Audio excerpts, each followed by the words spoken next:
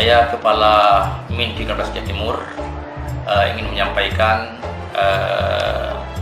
tahun berdiri Min 13 Jatimur tahun 1987, kemudian tahun penegriannya tanggal 5 November 1995, kemudian ketika swasta dipimpin oleh Bapak Yusuf Rashid, dan juga ketika penegrian pada periode pertama beliau juga sebagai kepala madrasah dari 1965 sampai 1999.